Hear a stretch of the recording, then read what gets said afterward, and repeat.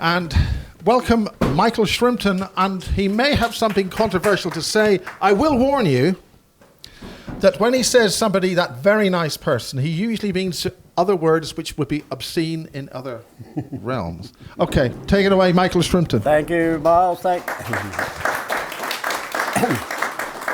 Thank you for moving me first. I was on doing a judicial review where I thought I had 3 months to settle the paperwork, and then I decided it's a planning JR, and it's probably 6 weeks, and the deadline is this week. So, and the client is flying off to Helsinki tomorrow morning, which wasn't very helpful. So I've got a bundle to prepare and an application for JR to sort out today. I should warn you that I am also very shy, as some of you may know. But I'm sure you'll all do very well to bring me out of my shell. Miles is very good at getting me out of my shell. Subject of this afternoon's presentation, the coup. You may have noticed, ladies and gentlemen, that a coup was mounted in the United Kingdom 2 weeks ago, and this week we saw a new Prime Minister installed called Rishi Sunak. Previous Prime Minister we see there, Liz Truss. Now, why do I call it a coup? Because that's exactly what it was. And you don't have to be a Tory. I would have described myself 2 weeks ago as a right-wing Tory. I am marginally to the right of centre, as some of you may have gathered, having in my youth been marginally to the left of centre in the Labour Party. But the Tory party is in the process of splitting. It's actually disintegrating. Thousands of members are going across to Reform UK, which used to be called the Brexit Party, which was once led by Nigel Farage. I've been in touch with Nigel. I think he's thinking of coming back in to lead Reform. If he does, then I think the Tory party is in big trouble. It could be up to as many 100 Tory MPs could defect to Reform, and that would take down Rishi Sunak's majority. There are obviously negotiations going on, including you may have seen me over lunch munching my delicious roast beef, but also catching up with what Jacob Rees-Mogg is saying. He's a key player, and he's clearly setting out a list of demands in his interview in The Telegraph for Rishi Sunak on, for example, the EU reform bill, allowing us to scrap the £200 billion a year cost of unnecessary EU regulations. Well, it's about 100. Estimates vary, but it's certainly over 100 billion that we waste each year on unnecessary EU regulations. The Working Time Directive costs the National Health Service £10 billion a year. Just one directive costs the NHS £10 billion a year. That's why the NHS is so expensive. They have to bring in agency staff because they can't employ their own staff more than a limited number of hours a week. It's madness. And it means, of course, that doctors in particular lose skills. Doctors can de-skill quite rapidly if they're not actually practicing their profession. So there are negotiations going on. They've already started. I think if Sunak does what he wants to do, which is track the EU closely with a view to going back into the single market, then the party will split, his government will fall, and we'll probably end up, well, Reform UK might win if they put up a popular manifesto, if UKIP and the English Democrats merge with them, so we've got unity on the right. If they've got a credible cabinet, which they would have if all the right-wing MPs and the Tory party defected, well, it's all up in the air. Now, who organised the coup? Well, it was their old friends, the DVD, the Deutsche Verteidigungsdienst, the German Defence Service, the intelligence agency set up at the end of World War II. The DVD has an economic section, and it is based in Frankfurt. The coup was essentially masterminded from Frankfurt because it consisted of an organised attack on the pound together with a pensions crisis which had been years in the planning. The pension regulators in the UK report to the Cabinet Office. All our regulators report to the Cabinet Office. So I was chased by the Bar Standards Board. They reported to the Cabinet Office. Oddly enough, when I discovered that, the chap in charge of my case, a very nice man called Adrian Turner, was then eliminated probably by the DVD. Well, clearly eliminated by the DVD, whacked unexpectedly in Spain. I had nothing to do with it. I didn't even know he was dead. I turned up for a hearing. I said, "Where's Adrian? I was expecting to see him here." "No, he's dead." "Oh, okay." The pensions regulator, like all regulators, reports to the Cabinet Office. None of our regulators are independent. And the pensions regulator had basically been pushing pension schemes to invest in gilts and derivatives and had created a pensions crisis. That's what regulators do. They're there to regulate things badly. So there was a pensions crisis, there was pressure on the pound, borrowing costs shot up. Now this was all carefully coordinated. How is it that German intelligence are able to rope the banks in behind, they're in Germany, so they're sitting over in Frankfurt, we're in the UK, the banks involved in the run on the pound, many of them are British banks, selling the pound short, others, Goldman Sachs, for example, are based in the States. How is it that these banks in America and Britain are selling the pound short, organising a run on the pound in order to collapse the British government? So what are the banks getting in exchange? Well, the answer is they're getting billions and billions of dollars because the banks are involved in offshore high-yield trading. Difficult to explain, complex, but essentially involves the generation of vast amounts of profits, all leveraged. It's the way in which Germany funded World War I and World War II. It's why Germany, the currency collapsed after World War I, because they moved from gold-based trading to cash-based trading, lost control of the money supply, lost control of inflation. And again, the coup was set up. The Germans have been targeting the British economy since Brexit, and trading activity has gone up. Banks have made huge profits offshore, on which they do not pay tax, because they conceal the profits from the Bank of England, or they conceal the profits from the Treasury.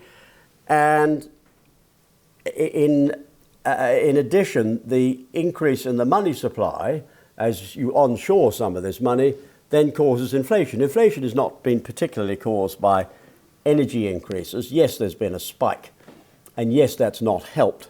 But inflation was already built into the system, and it's not all down to quantitative easing. It's not all down to money supply. Quantitative easing came in 2008, but we didn't have massive inflation until after Brexit. So the inflationary pressures are generated from Germany. How much money is sitting offshore? How much money do the banks owe us in tax? Enough to pay off the national debt. Your starting point is 1.8 trillion. I suspect it's probably about double that. That is in terms of unpaid tax alone, assuming the Treasury cuts tax treaties, what's called the tax treaty with the bank.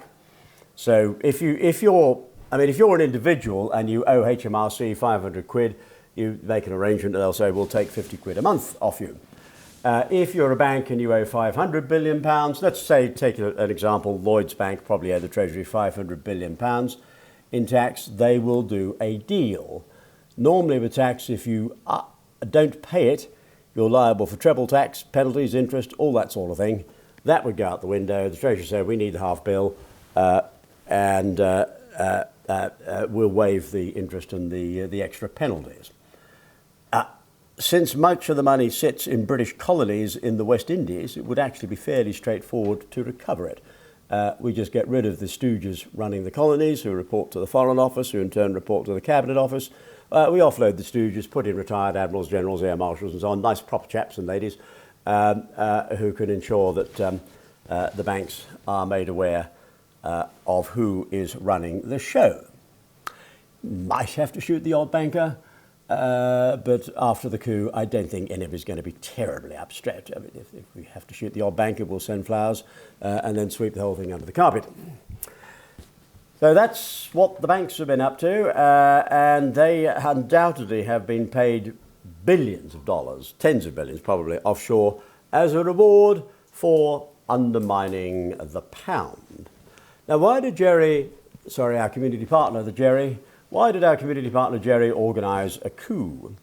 Well, they were frantic over Liz Truss's tax plans.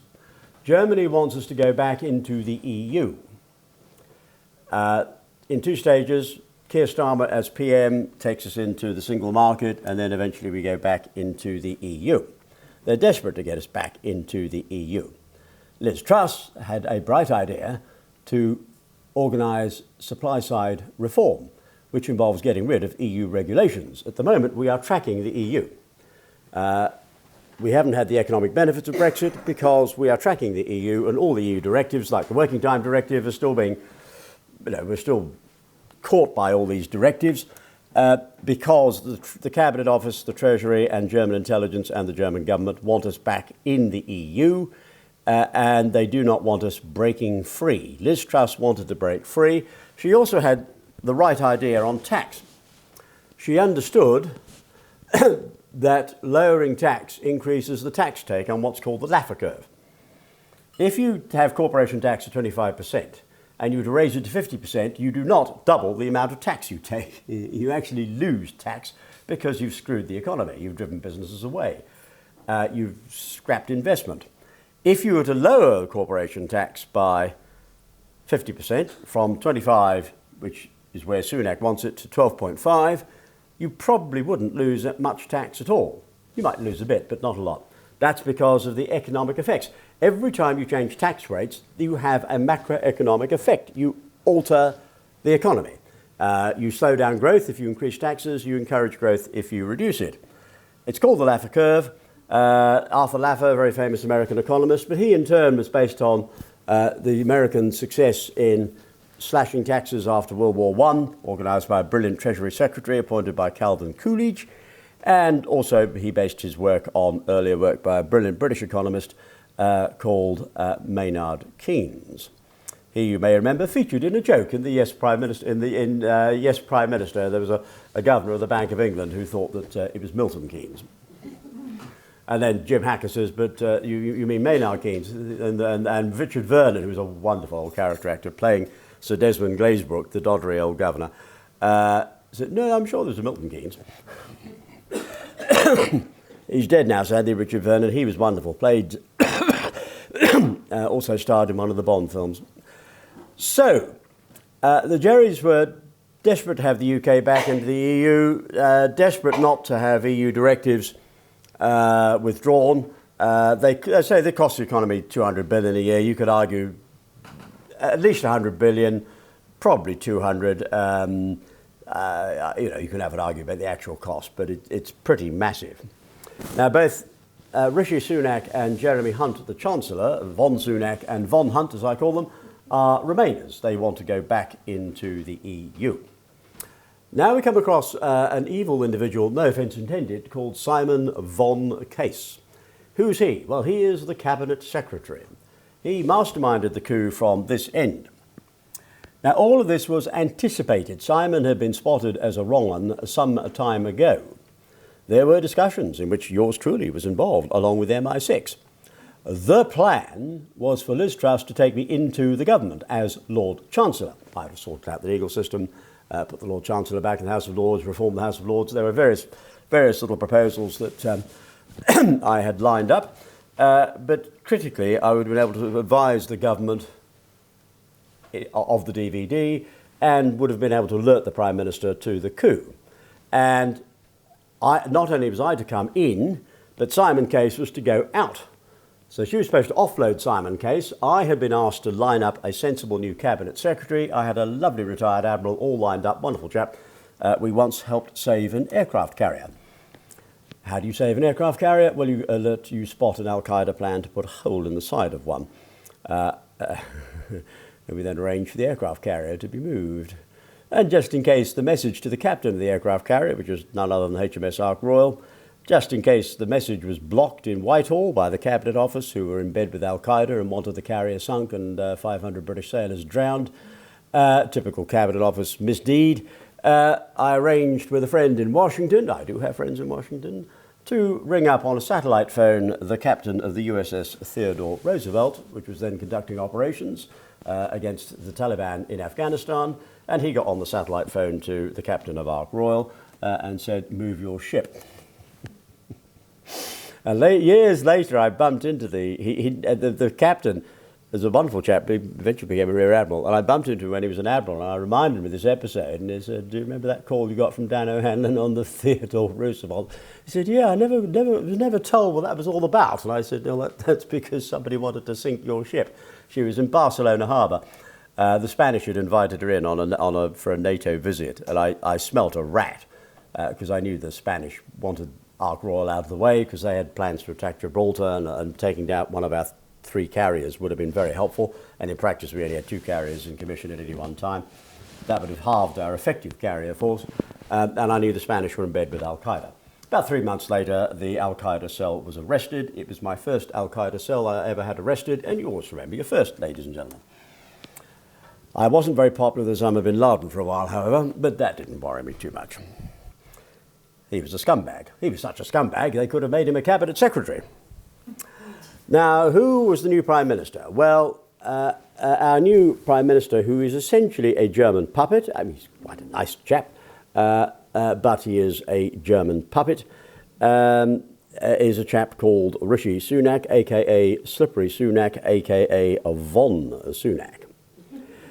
Now, there are 1 or 2 problems with Slippery Sunak. First is the wife, Akata Murty. Nice lady, but worth about £600 million and not domiciled in the UK for tax. Bit of a problem because if your husband is the Chancellor of the Exchequer, you really ought to be paying UK tax since he sets the UK tax rate. Well, he doesn't in practice. The Treasury set the tax rates, and the Chancellor, if he's a house-trained idiot like Sunak was, no offence intended, the Chancellor just rubber stamps what the Treasury want. I mean, Jeremy Hunt hasn't got a brain, no offence intended. He's a Remainer. He's not coming up with tax ideas. He's just adopting what the Treasury put in front of him. He is a house-trained idiot. Again, no offence intended. Quite a nice house-trained idiot, but he nevertheless is a house-trained idiot. Now, this was a big problem for Sunak because he was planning to run for the premiership. As you see there, his leadership campaign was planned months and months ahead of Boris's resignation, and it was bad optics for him to have a wife not domiciled in the UK, particularly a very rich wife. So they put it about that she was going to pay UK tax on her income. This was designed to create the impression that Akata was now domiciled in the UK. Oh, no, she isn't. On my information, she is not domiciled in the UK. She's merely voluntarily paying UK tax on her earnings. What's the difference? About 400 million quid. Because if she remains domiciled in India, she does not have to pay death duties when her father snuffs it, no offence intended, and she's in line for a very big payout. Father is a billionaire, runs a company called Infosys, which incidentally I heard last night is involved in offshore trading programs and has been operating down in Antarctica of all places. Very odd place to find an Indian. Not normally expect to find an Indian in Antarctica, but Infosys have been down in Antarctica apparently. There are a couple of little bases there left over. Well, they were never shut down. Jerry was very fond of Antarctica. It was a place where they switched rubber and gold and all sorts of stuff with the Japanese. Japanese submarine turn up, offload some gold and some rubber, Chinese gold, rubber out of Malaya, which they'd captured thanks to the Cabinet Office, and French Indochina, and the Germans would supply technology, jet engines, rocket engines, radar, you name it. And a lot of these transshipment points were in Antarctica, basically because we weren't keeping an eye on Antarctica, except we were. Naval Intelligence did have a little ship down there. Why did Naval Intelligence have a little ship down there? She was a converted trawler. Why was she cruising around the Antarctic in the middle of World War II? Because we'd spotted what was going on in 1939. You may recall there was a German pocket battleship called the Graf Spee. Why were they called pocket battleships? Because they weren't proper battleships. They were designed as gold transports. Germany was funding World War II with trading programs, offshore high-yield trading programs, the same trading programs used against us in this coup. The Graf Spee captured British seamen because she was pretending to be a raider. Her captain, Langsdorff, was humane, and didn't shoot all the seamen, but had to bang them up below decks. They then went south to Antarctica. They were all told to stay below decks, so they couldn't exercise, but they could tell how cold the ship was, because the ship didn't have what we call a lined hull. If you're in the Navy, you really wanted a lined hull if you were going to Arctic waters or Antarctic waters. The hulls were lined with asbestos. Sadly, nobody fully understood asbestosis, and there was a very sad death toll in the shipyards decades later. Years after World War II, we still had people dying of asbestosis who had been spraying the hulls of ships with asbestos. So the Graf Spee was a pretty chilly ship, and the crews noticed this, and they were then debriefed by a very nice man called Henry McCall, who, if you've seen the film The Battle of the River Plate, which isn't entirely accurate, Henry doesn't have a telephone call, but he does try and persuade the Germans that HMS Renown, the battle cruiser, along with the aircraft carrier Ark Royal, is on the way to beat the shit out of the Graf Spee. Henry McCall debriefed the sailors and discovered that they'd been down to what had to be Antarctica. They'd been somewhere very, very cold. Well, in the southern hemisphere, December, when the Graf Spee was chased and scuttled, was summer. In theory, they shouldn't have been going anywhere freezing, but they did. So Henry McCall worked out from the times and the gap. There were big gaps between Graf Spee's sinking of ships. Henry McCall, a good intelligence officer, trying to fill in the gaps, realised, ooh, right, okay, these boys have been down to Antarctica. I wonder what they were doing there. Casualties at sea on warships are buried at sea. That's a naval tradition, goes back centuries. There are very good reasons for that. One is you don't want dead bodies cluttering up your ship, and the second is that dead bodies smell. And the third is that ships do not have large mortuary provisions. They're warships. They just, trust me, even a modern warship will not have a mortuary. Even a modern warship is going to bury the dead at sea. Now, so the Germans are burying their dead at sea, and then the Graf Spee, turns up in Montevideo, and then all of a sudden there's a great ceremony, and coffins are being moved ashore. And Henry McCall thought, what the hell's what's with the coffins? The gold, exactly. There were no bodies in the coffins, just gold. The Graf Spee was a gold transport. She had been down to Antarctica, picked up a bunch of gold to fund a German trading program. The plan was to take the gold back to Germany. It ended up being offloaded in Buenos Aires. Now, slippery Sunak, deeply disoiled Boris Johnson. He, not being a Tory, I mean, he's a member of the Conservative Party, but that doesn't make him a Tory. He's a centrist, essentially. And he did not want to face Tory party members because he wasn't a Tory. He didn't think he'd ever win, and he was right. So he cut a deal with Penny Mordaunt, who's a nice lady but ambitious, cut a deal with Penny in the hope that Penny would make it on to the last two. You all know by now the Tory party election procedure. The MPs whittle it down to two, then it goes out to the members. The original plan was for Penny to be the number two on the ticket, and then she would be offered the chancellorship and they would cut a deal. Now, Penny doesn't know anything about economics, but you don't have to know anything about economics to be Chancellor of the Exchequer. Jeremy Hunt doesn't know anything about economics, but he's the Chancellor of the Exchequer. Philip Hammond is an economic illiterate, but he was Chancellor of the Exchequer. It was very rare to have a Chancellor of the Exchequer who was economically literate. Sunak himself is economically illiterate and thinks to raise tax take, you have to raise taxes. He does not understand the Laffer curve. So Penny Mordaunt, not knowing anything about economics, wouldn't be, she'd be seen as ideal Chancellor of the Exchequer by the Treasury and the Cabinet Office. She'd be another house-trained idiot. A nice house-trained idiot, but nevertheless a house-trained idiot. So the plan was to cut the members out. That failed because, to their shock and horror, Liz Truss made it on to the last two, and she, of course, thrashed Sunak in the campaign. The numbers weren't as close as the numbers were closer than people thought, but that's because Liz Truss knew she was winning and was concentrating on preparations for government.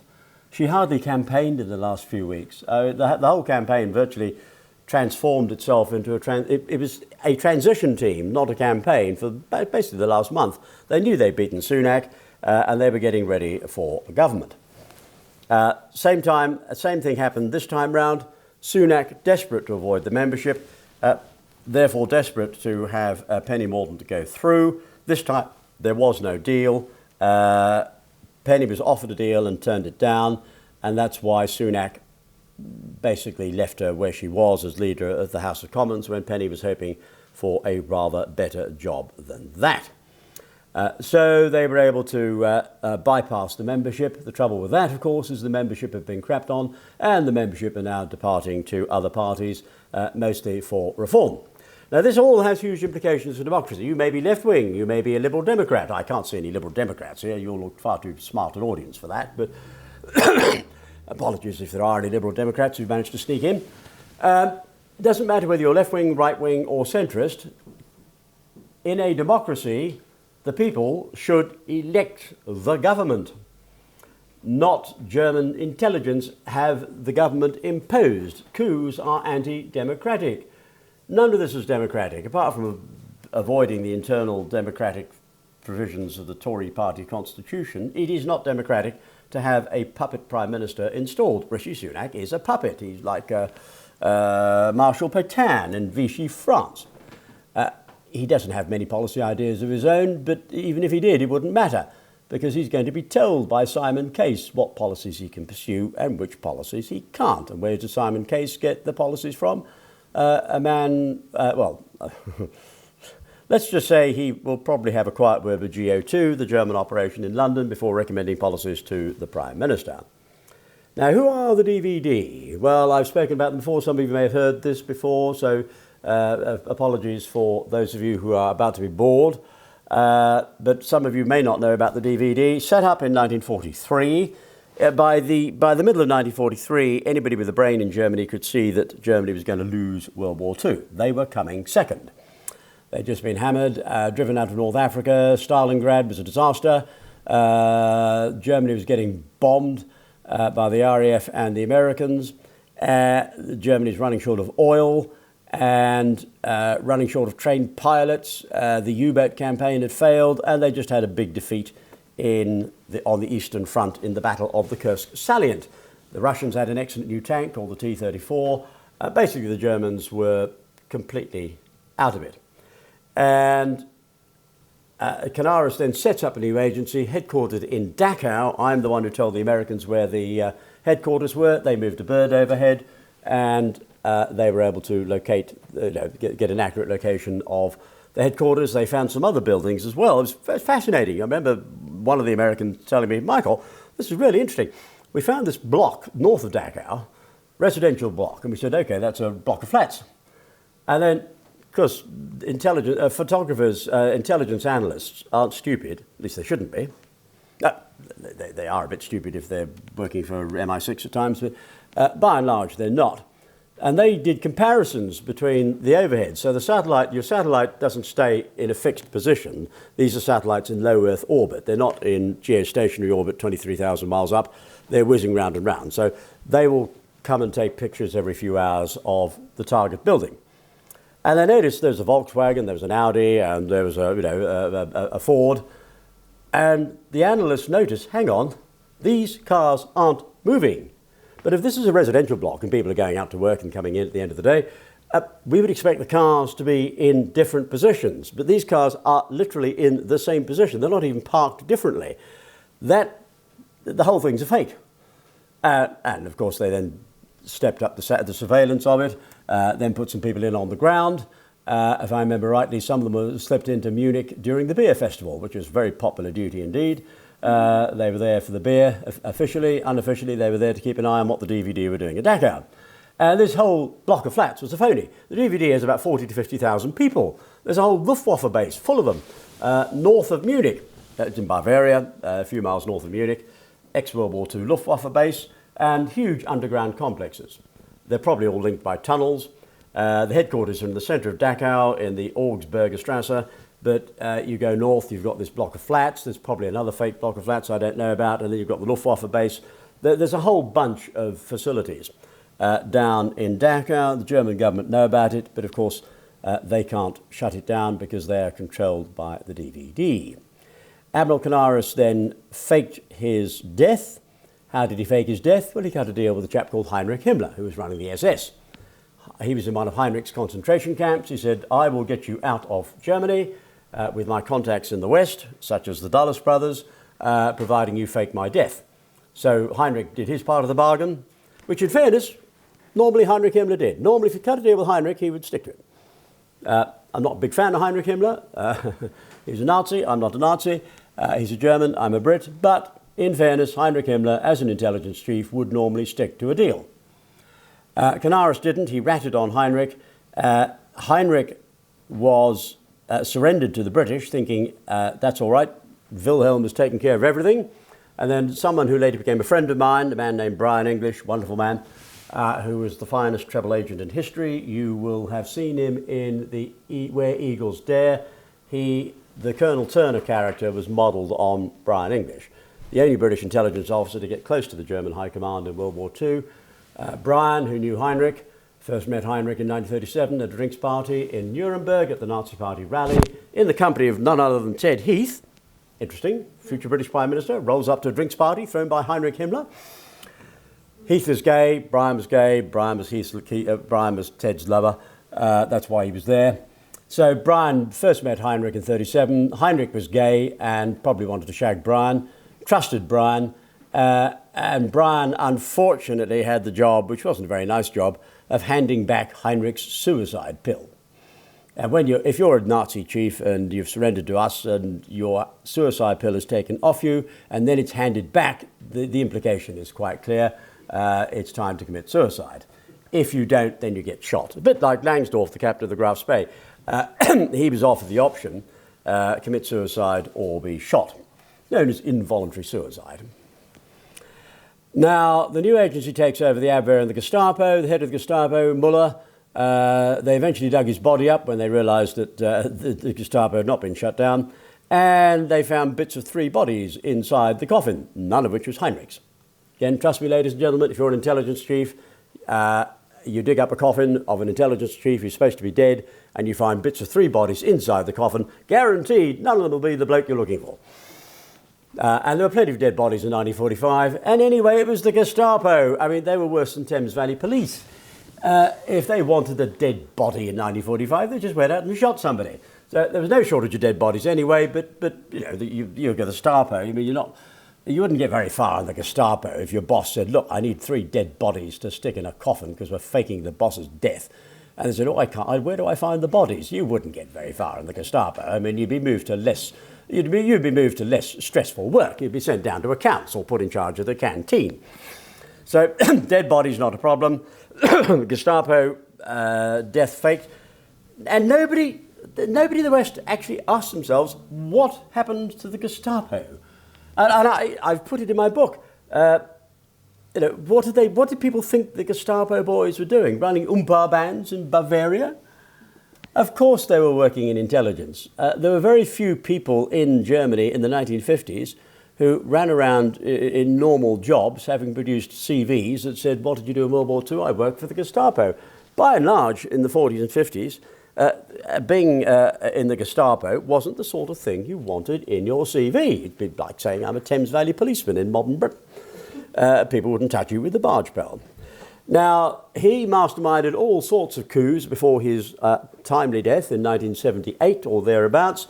He set up the assassination of John Fitzgerald Kennedy in order to get his man Alan Dulles back in charge of the CIA. Operational chief for the assassination was a man named Richard Helms, who was a German spy. I'm hoping to do some work on the Kennedy assassination with a nice man called Ollie Stone. It turns out we have a mutual friend, and the mutual friend's been around, lives around the corner from him in California. The mutual friend's been round to have a chat, and has suggested that we do a 3-way YouTube interview, followed, I'm hopeful, by another edition of his excellent documentary that came out at the end of last year. It was on British TV over Christmas. Ollie Stone's done good work, but he doesn't know about the DVD. So he doesn't know why Kennedy was set up. Or shot. He just knows, and he doesn't know who shot Kennedy. I do. He doesn't know who shot Kennedy, why Kennedy was shot. all he knows is that Lee Harvey Oswald didn't do it, which of course he didn't. In fact, he did some very good research. He's got some good forensic people, and they demonstrated that, remember the famous gun? Dallas Police Department handed the gun. This is Lee Harvey Oswald's gun. And it's supposed to be the same gun Lee Harvey Oswald is holding in a photo. So you've got Lee Harvey Oswald with a gun. It's a Mannlicher Carcano 6.5 mil. And then you've got another photo showing Dallas Police Department saying, yeah, we got the gun, the 6.5 mil Mannlicher Carcano. The only problem is the barrels are of different length.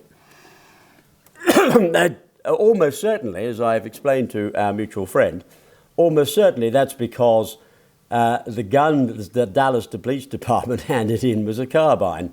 It was a cavalry carbine. The gun was an old Austro-Hungarian rifle. The Austro-Hungarian army had cavalry. So the gun came in two versions, long rifle for the infantry, carbine for the cavalry. Last thing you want if you're on a horse and you're trying to get the gun out is a great big long barrel. You want a short barrel. It's easier to get the gun out. And the CIA and the Dallas Police Department knew diddly squat about cavalry. Very rare to see a CIA man on a horse in 1963. Very rare for the Dallas Police Department to mount a cavalry charge. When do you ever hear of Dallas Police Department mounting a cavalry charge? They knew diddly squat about cavalry carbines, and so they didn't think to check the length. They just checked it was a Mannlicher Carcano 6.5 mil. Didn't occur to them that there might be a carbine version, and they better get the lengths right. Finally, in around 2021, somebody checked the barrel lengths and found they were different. Not the same gun. And don't even ask me about did they saw off the barrel. No, none of the barrels were sawn off. Canaris, when he was in charge of the DVD, organised coups all over the world. The first coup in Britain he organised was in 1957 when Sir Anthony Eden, who was a patriot, a friend of a friend, was forced out in favour of a German spy called Harold Macmillan. Harold Macmillan in World War II had been telling the Germans about shipping movements, and he got a battleship sunk, HMS Barham, and arranged for a television camera crew, or a movie tone, a newsreel crew, to be on the stern, the quarterdeck of the battleship in front, watching the Barham being torpedoed and blown up. It's a very famous piece of footage. Normally in World War II, you didn't have camera crews on the quarterdeck waiting for the battleship behind to blow up. I mean, these things just don't happen. The camera crew were there because they were told to be there because they knew the battleship was about to blow up, because they knew about the ambush with the U-boat. There were violent coup attempts against an old friend of mine called Margaret Thatcher, a lovely lady. Some of you may not be big fans of hers, but Margaret and I got on very well. She'd never called me Michael, though. Always called me Mr. Shrimpton, and always managed to make it sound vaguely disapproving. And you always thought, whenever I met Margaret, oh God, what have I done wrong now? Margaret was president of the Bruges Group. I was the chairman. So I got to know Margaret over the Maastricht Treaty and EU. There were two attempts against Margaret Thatcher in 1982. The first one of them, the Germans managed to trigger a war. The plan was to move in a chap called Francis Pym, who was a wet and pro-German and pro-EU. And the idea was to embarrass Margaret Thatcher by having the Royal Marines on the Falklands massacred after the Argentinians were told by the Foreign Office where they were. And the idea was that there would be a coup, and the Chief of the Defence Staff was supposed to tell Margaret, we can't recover the islands, you'll have to resign. Fortunately, naval intelligence, who are not stupid, had spotted some of what was going on. They'd been alerted by the Americans to heat looms in Argentinian warships, thinking, what the hell is going on here? And they arranged to keep the Chief of the Defence Staff in New Zealand. They managed to hold him back. It was easy enough to keep a Chief of the Defence Staff out of the way if you want to keep him out of the way. Margaret went for naval advice on recovering the islands to a grand old sea salt called Sir Henry Leach, who'd fought the Germans in the Battle of North Cape. He was in B turret, I think, on HMS Duke of York. He'd actually helped. My father was fought in the Battle of North Cape. Ah! Oh, how lovely. Yes, they sank the Sharnhorse. Oh, that's marvellous. Well, Henry Leach was, I think, gunner. Oh, well done. Outstanding. He was on the Duke of York. He was on the Sharnhorse, I gather. Or the Battle of the Sharnhorse. I can't remember exactly. Well, he wouldn't have been on the Sharnhorse unless he was German. No, he was English. But I know it was... Oh, how wonderful. It's only family stories. Oh, how lovely. Oh, that's marvellous. That's absolutely... I've never talked about the Battle of North Cape and had somebody say, my father was at the North Cape. Henry Leach was a great chap.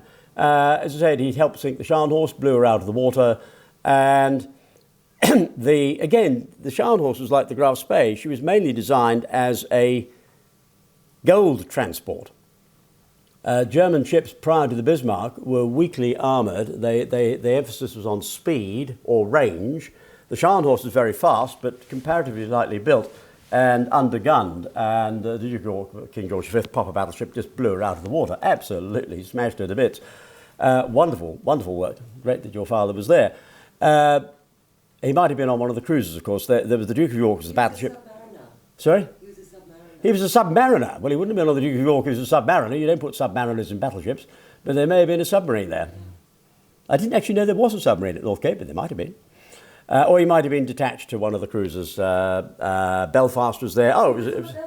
Sorry? He was on Oh, it was on the Belfast. Oh, well, there we are. Belfast is a 12 6-inch gun cruiser, town class cruiser. Lovely ship, now, of course, preserved. And she played a key role in the battle by covering the destroyers as they moved in to torpedo the Scharnhorst to slow her down. Because at one point it looked like the Scharnhorst was going to escape.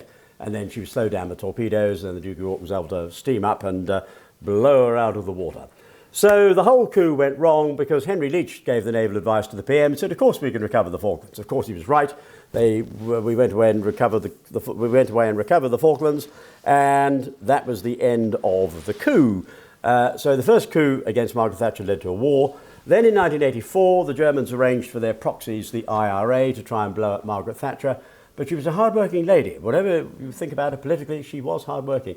And she was working on her conference speech about 3 o'clock in the morning. Had she been in bed where the Jerrys thought they would be, she'd have been murdered. But she wasn't.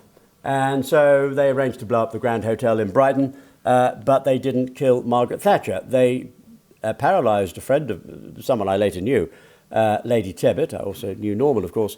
Poor Lady Tebbit was paralysed. A number of people were murdered. A friend of mine had just left the bar about 15 minutes before.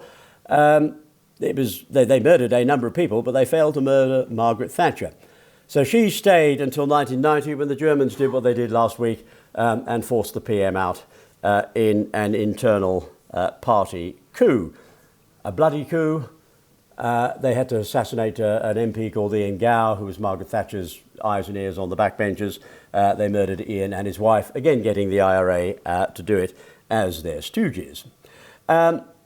Britain is not the only country that has suffered from DVD coups. This man here, nice man, Donald Trump, like Liz Truss, very difficult to advise. Trust me, I tried to advise Liz Truss, total waste of time. I did try and get stuff through to Donald Trump. Every time I did, I was blocked. It was he's, in any event, is not an easy man to advise, but he is right about 2020. He was forced out, the election was rigged. And we saw what's sometimes called information management, a feature of the 2020 coup against Donald Trump in the States and the coup against Liz Truss was manufactured polls. It's the CIA in the States and GO2 here very good at persuading polling companies to manufacture polling data. So Tory MPs got into a panic because polls are coming out with very silly numbers. The Labour Party was recorded on the same day, I think. The Labour Party was recorded as having a 36-point poll lead, but had just lost a council by-election where it had come third behind the Green Party in Leicester East, a former Labour seat owned by an old friend of mine called Keith Vaz. Not a close friend, although we're both gay, but I knew Keith when we were working together in law centres in Leicester in 1985. So it's unclear that poll was other than a fabricated poll. I'd have to have been. So we have very dodgy polls. Essentially, we've now reached the point, we've had one assassination after the other since 45. If the Germans don't like a leader, they just arrange to blow them up or shoot them or whatever. Or they, like Ian MacLeod, who's the Chancellor of the Exchequer. Kwasi Kwarteng was the shortest Chancellor of the Exchequer since Ian MacLeod. People are now looking at the MacLeod murder again. He died, murdered by GO2, because he was opposed to the German terms of entry for the EEC. Ebert Heath was the first man round when he heard that he was dead, not because he was concerned, but to make sure that he was in fact dead. Ted was a pretty cold old fish. Ted was obviously in the loop and explained to the Germans, I need to offload the Chancellor. I can't sack him. Looks politically bad. Can you knock him off? So they did. Result, we live in a violent, unstable world, and the survival of democracy and the DVD are, in my view, incompatible. We have to shut down the DVD. How do we do that? Short war with Germany, break up Germany, and break up the DVD. Absent a short war with Germany, difficult to see how we can do it, because the DVD controls the German government. They have vast slush funds. For example, the EU treaties, the withdrawal treaty, the trade and cooperation treaty, they were secured by means of the payment of slush money that came out of the Master German Slush Fund in the name of a company called SPC Charcoal in Geneva. SPC Charcoal, Master German Slush Fund. And I have been shown by the CIA tear-off sheets of their account. And when I last saw a tear-off sheet, which was some 20 years ago, it showed a balance of around $100 billion. And it's gone up since, thanks to trading. So the DVD control multiple hundreds of billions of dollars offshore that they can use for slush funds. They're very good at assassination, very good at propaganda. None of this is compatible with democracy. The Americans, I'm on the right, but I don't for one moment defend the assassination of President Kennedy. It was outrageous. We can't actually have a functioning democracy. You can't have a functioning democracy anywhere in the world unless we shut these buggers down. Conservative governments need to be intelligence literate. It's no good doing a Liz Truss. It's no good walking to office thinking, oh, I've done the hard bit. I've sorted out the politics. I've become leader of the party. I'm now the Prime Minister. The King has appointed me. If you don't know what you're doing, you're going to walk into a wall. UK and the US, we're in a quasi-war with Germany. What do I mean by quasi-war? It means we're not actually at war. There's no declared war. But events like this are going to happen from time to time. The Cold War, driven by German hardliners on both sides in an attempt to get the wartime allies fighting each other. The German thinking was, if we get the Brits and Americans to destroy the Russians and vice versa, we'll end up as top dog again. Absolute nonsense. In fairness, one strand of the DVD, in other words, one faction of the DVD, eventually said the Cold War isn't working because if there's a nuclear war between the West and the Soviet Union, will disappear as well. The nuclear winter calculations go back to the DVD. 9/11, that was down to the DVD. They organised that. Obviously, they organised that. I mean, clearly there was intelligence assistance. I mean, these terrorists were just walking into the States. They were terrorists on a watch list, and they're being given visas. But trust me, ladies and gentlemen, I've applied for an American visa. There ain't no option for terrorist. What is your purpose of visiting the United States? To carry out acts of terrorism, to kill Americans? No, these, you don't get these questions. There's no option on an American visa form to give your occupation down as terrorist and to say that you're intending to visit the United States in order to kill Americans. Of course, the CIA facilitated the entry of the Al-Qaeda terrorists, and of course, the CIA under control of the DVD to run through the Korea Group in Frankfurt. We've had one war after another, Korea, Suez Canal takeover, organised by a German spy called Abdul Gamma Nasser. Vietnam, Ho Chi Minh was a German spy. We had all the various attacks on Israel, the invasion of Kuwait, that was set up by a German asset. And we've had the latest war in the Ukraine. That's effectively a proxy war between Russia and Germany. Germany is behind NATO and the EU, has been aggressively pushing NATO and EU expansion eastwards, upsetting the Russians, putting the Russians in a situation where they felt they had to attack the Ukraine. And the Germans had come up with a cunning plan for the Ukrainians to attack the Donbass republics. The Russians got wind of that and made their move first. Of course, they then get blamed as the aggressors. I did tell the Kremlin, you've got to be very careful not to be blamed as the aggressors. You need a just casus bellum. So we've got a hot war in Europe because of a German desire to get rid of Putin, who they don't control, and German anxiety to control Russia. I did give warnings in November 2020 that the Russians were likely to now have to make a move against the Ukraine. My warnings were ignored. Nobody stockpiled smart weapons, gas and grain. Result, starvation, energy crisis. All the Russians now have to do is hang on to the spring. They know that we can't supply the Ukrainians with smart weapons forever. They know our stockpiles are low. We are not rebuilding our stockpiles. We're not ordering extra kit, nor do the Americans. So all the Russians have to do is hang on for a few more months, probably give it till March, April, at which point the Ukrainians will run out of weapons and they will have to sue for peace. They are, by the way, taking very heavy casualties.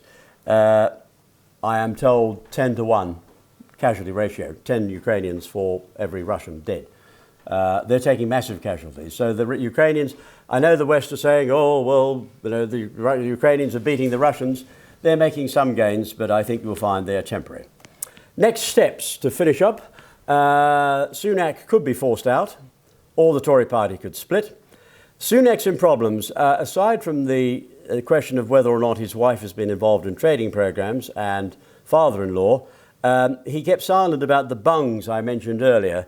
In order to get these treaties which are favourable to the EU, various bungs were paid to senior officials in the Cabinet Office, to senior politicians, and Sunak kept quiet. Now, he didn't take a bung. The problem is, if you're the Chancellor of the Exchequer, and you know about a bung, because you've been told about it by the Governor of the Bank of England, and you don't do anything, then you become an accessory after the fact. Von Case is also vulnerable on this basis. As I mentioned earlier, the Tory party is deserting in its thousands to reform. Nice man Nigel Farage, who I've known for many years, could return to frontline politics. Suella Braverman, she's the nice lady there, Suella should take over as PM. But if she doesn't, then there could be a realignment on the right. Why is Suella Braverman the Home Secretary? Well, ladies and gentlemen, I prepared an intelligence briefing for her on the bungs. That was done on Thursday. That's Thursday, not last week, Thursday of the week before. I prepared a briefing for Suella Braverman on the bungs. She didn't know about them. She then had a meeting with Rishi Sunak over the weekend, challenged him over the bungs. She then realised, aha, he already knows about them. He had no option but to reappoint her as Cabinet Secretary. A really sleazy scumbag, you may have heard of him, called Michael Gove. Nasty piece of work. Yuck. Michael Gove apparently was also in the loop on the bungs. Now, the word on the street... On the bungs? The bungs. The what? Bungs. What are the bungs? Oh, bungs. These are the illicit cash payments. Okay. Yes. Word on the street is that Michael may have taken a bung himself in order to keep quiet over the first bung. Again, if you don't take cash first time round, but then when you found out about it from the Cabinet Office, you then ask for a bung yourself, you are in trouble. So he may not have taken as much as the politicians in the first round, but if you take a bung, basically you are compromised. Now, Suella then essentially gets confirmation from Rishi that yes, there were bungs. Yes, he knew about them and didn't do anything about them. Sunak realises, because Sunak didn't know that I'd done an intelligence briefing for Suella. Sunak realises, OK, I have to appoint you as Home Secretary. We'll now see whether there will be policy concessions as well, or whether Suella isn't going to get anything out of the government and decides that she has to resign, which could either be the prelude to another internal Tory leadership battle, or she could defect to the Reform Party. So it's going to be quite interesting. The Germans have succeeded, ladies and gentlemen. My final point is this. They've had to come out into the open. They've exposed a number of key assets. Suella Braverman is now the leader of the right in the Tory party. She has now been briefed in. And I wouldn't have been able to get through to her if she was still Home Secretary, because the Cabinet Office surround Cabinet Ministers with, your mobile phones are out and you're surrounded by officials. There was a precious window of opportunity in which I could get through to her and was able to brief her in. Sunak's in deep trouble. The Germans are in deep trouble because although they officially control unofficially, although in practice control the British government, they don't control what's going to happen next, and they've had to waste and expose a number of key assets, including Simon Case. I hope that was not too dull, ladies and gentlemen. I'm sorry that I've now sold all the books. So, Dasim, that's what I went through, did you? I'm going to get everything. Right, excellent, okay. So there it is. Have I got time to take questions? I'll do it now, yes. Hello. I've got a question about the Crown and the position of the Crown now, following 1972 EEC Act. Well, the 1972 Act is interesting. The Queen did not want to give royal assent. The Queen was blackmailed into giving royal assent by a German spy called Louis Mountbatten. Louis got hold of some photographs of Princess Margaret. The Queen was very fond of her sister. Princess Margaret had been up to a little bit of hanky-panky in the West Indies. Nothing, these days wouldn't. If the videos were on YouTube these days, it wouldn't be that not much of a scandal. But poor old Margaret, whose life had been wrecked by the then Cabinet Secretary, who insisted that the Queen be advised that she couldn't marry Battle of Britain war hero Group Captain Peter Townsend. So Margaret's life is wrecked. She ends up going a little bit off the rails, poor girl, and some photos are taken because the Germans honey-trapped her in the West Indies, usual story, and the photos were acquired by Mountbatten by a very interesting route. There was a bank raid which has inspired a film. A safe deposit box was raided in West London, and the photos were found in a safe deposit box, causing utter panic. Mountbatten negotiated with the robbers for the return of the photos. The robbers thought they were handing them to the royal family. In fact, they were handing them to the royal family, but to a German spy. His father had been a German spy in World War I too, a nasty piece of work called Battenberg. Technically, he was an Austrian spy. He was spotted by naval intelligence in 1914, stopping another gold run by, as it happens, von Spee, not this time the ship, but the admiral, in a cruiser squadron that was shipping gold from China to Germany. So the Queen was blackmailed into refusing royal assent. It was eventually decided that Mountbatten, who'd also arranged for the deaths of 2,000 Canadians at Dieppe in World War II, by organising a phony raid on a heavily defended French port and telling the Germans the Canadians were coming. And he'd arranged for Canadians to be the losers because he wanted to drive a wedge between Britain and Canada. In fact, he was trying to drive Canada out of the war. Thanks to Dieppe and the blackmail in 72 and one or two other bits and pieces, including trying to force his way into the royal family after the marriage of Dickie Mountbatten, after the marriage of Philip Mountbatten to the Queen, it was decided that his clogs needed to be popped. The job was given to the IRA. Unfortunately, the IRA went a bit too far, blew up two young boys, including a young Irish lad, as well as Mountbatten. Mountbatten had to be finished off in the ambulance. So they actually blew up two kids they shouldn't have blown up. Didn't actually succeeded in knocking off Mountbatten. He had to be finished off in an ambulance.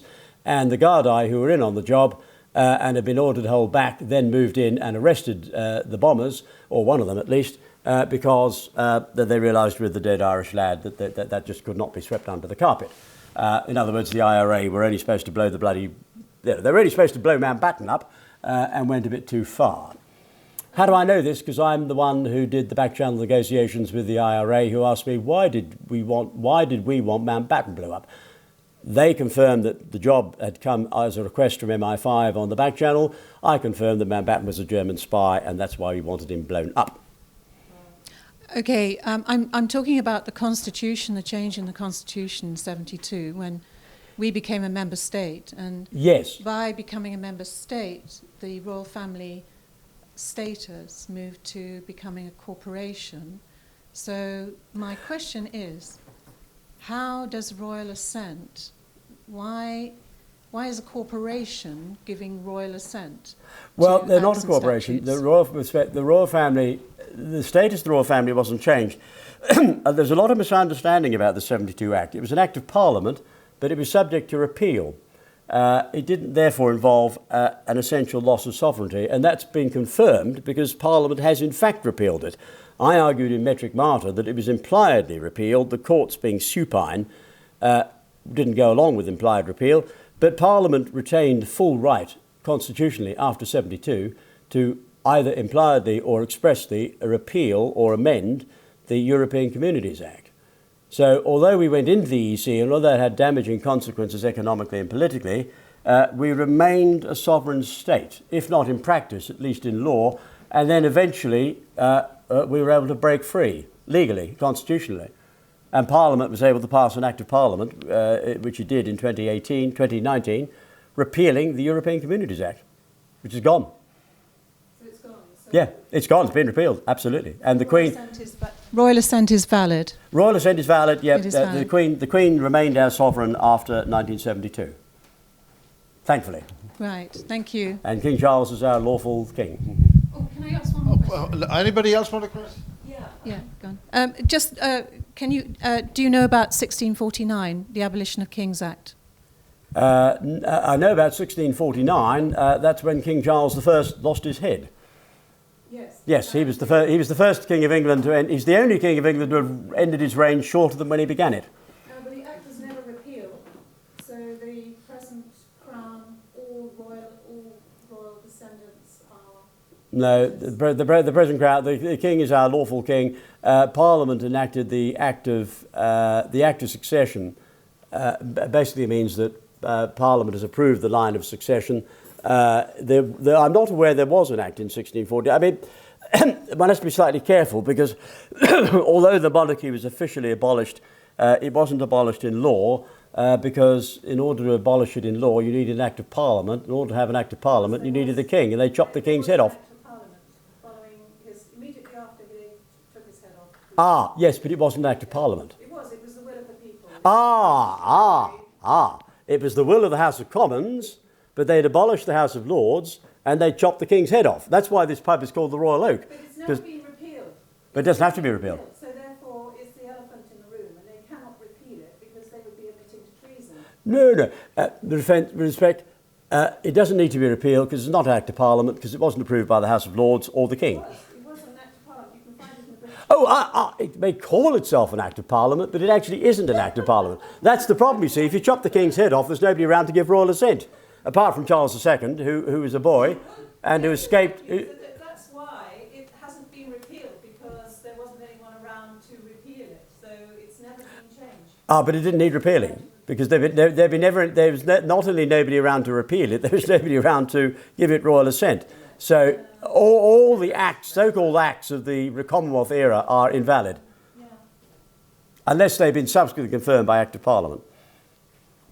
Cromwell was not a king. Has anyone else we don't have time to go. Next question, please. Just one question, which is, do we use Dominion voting systems in this country? No, we don't, thank God. We have voting systems which are not, I won't say tamper-proof. The result of the first EU referendum was that we voted to withdraw, but the Cabinet Office arranged to tabulate the votes wrongly. So we do have voting fraud, but we don't have it on the scale in the States because we don't have voting machines. I'd like to ask a question, but I'm not sure if the microphone is working. Yeah, it is. Okay. The question I'd like to ask of you is my understanding that in order for us to go to war, particularly when no other country has incited a war against us, the Queen has to assent to do so. Could you confirm what you know of the wars after 1972, whether the Queen agreed them all? Well, essentially, in order, the declarations of war, although they're made in the name of the sovereign, are made by the Prime Minister of the day or the Foreign Secretary. Britain actually hasn't declared war since 1972. Against my advice, I think war should be declared. We didn't declare the Falklands War, which we should have done. We didn't declare the Gulf War or the Afghan War or the Iraq War. The Queen, when she was on the throne, certainly approved of what the government were doing, or at least she didn't disapprove of what the government were doing, although she might have had private doubts. But the Queen essentially left these decisions to the elected government. The Queen was the head of state. The King is now the head of state, but not the head of government. And decisions to go to war are made by governments. But what I'd like to ask is, if there was no grounds for us to go to war, particularly with regards to the Chilcot inquiry, then that is an illegal war, the war in Iraq. Well, it wasn't. The Chilcot inquiry was a farce. The Iraqis, if we go, hang on. I was involved in the investigation into 9/11. What happened in 9/11 was that the Iraqis had trained the pilots at a place called Salman Pak near Baghdad on a simulator which they had stolen from the Kuwaitis, Kuwait Airways, in August 1990. So the Iraq War was preceded by the Gulf War. The Gulf War was precipitated by the the invasion of Kuwait, which I've mentioned there. The Iraqis seized a simulator. The Al-Qaeda pilots couldn't have flown those missions without being trained on a 757 or 767 aircraft, which had common cockpit commonality. So training on one allows you to switch to another. They weren't trained on Cessnas in Florida. I picked that up. In fact, it was me who told the CIA. He said, boys, this training in Florida is a blind. The boys down in Florida were probably on the radios as co-pilots, manning the radios, helping out in the cockpit, but they certainly weren't flying the aircraft. And that's because I understood the difference between flying a light aircraft and flying a heavy aircraft. I'd done it. I was trained by the RAF to fly, and I trained on light aircraft, lovely little Bulldog, wonderful piece of kit. And then they put me in a simulator for a VC-10, which is a lovely, wonderful piece. Remember the old VC-10? Wonderful piece of kit, about 400,000 pounds gross weight, 4 Rolls-Royce Conway engines at the back. Tremendous, lovely aeroplane. But it was a heavy aircraft. So they put me in the simulator, knowing exactly what I do. And I tried to fly like I was used to flying the Bulldog. So I said, turn to the right. So I turned to starboard. And then the plane didn't do anything. I thought, I don't know. Better yank the control wheel over a bit more, put a few more control inputs in. And then, of course, being a heavy aircraft, what happened? The plane started to catch up with me. And then it suddenly started moving starboard. You're in a simulator, but it feels real. And I thought, hang on, whoa, yank the wheel left, because I don't want to go that far. I don't want a rate 4 turn. I just want a nice, gentle rate 1 turn. And then I tried diving and climbing, and I stalled the bloody aircraft. I actually got into an irrecoverable deep stall, and the instructor said we'll all be dead because the aircraft was slow to respond to the controls. You do not pick up the instinctive ability to fly a heavy aircraft on those mission profiles from flying light aircraft. You just need to. Flying heavy aircraft, you almost have to unlearn everything you know about flying in order to safely and successfully fly a heavy aircraft. And don't even ask me about autopilots. The CIA said, what about the autopilot? I said, they're Honeywell smart autopilots on these pieces of kit. You cannot program them to exceed 250 knots below 10,000 feet. They are limited in what they will they're limited in what they will allow the aircraft to do. And those attacks were outside the aircraft's flight envelope. The aircraft would, if they carried on flying at that speed, they were doing about 400 knots when they hit the towers. If they carried on at 400 knots in the dense air at low altitude, the aircraft would have broken up. They'd have started losing bits. I mean, they might not have disintegrated completely, but they certainly were being flown well in excess of what's called the VNE, the velocity do not exceed, of the aircraft at that level. That's because airliners are designed to fly at 40,000 feet, not at 1,000 feet. Anyway, sir, that's it. One more. We've got to keep it brief. We've got Alan next. We've got. I just, with the due respect, Sorry? with the due respect, I really respect your age and your experience and knowledge and Thank you. everything. I do really want to ask you: do you really believe that Al Qaeda blew up those twin towers in America and everything? Involved, Sorry, they were involved, but the operation was set up and planned by the DVD. So it was planned by an intelligence agency. right? Okay, that's lovely. Yeah, it was not. I'm very sure, Michael, we could go on and on and on talking about 9/11. However, we've got a very short window today, so thank you very much, everybody. Thank you.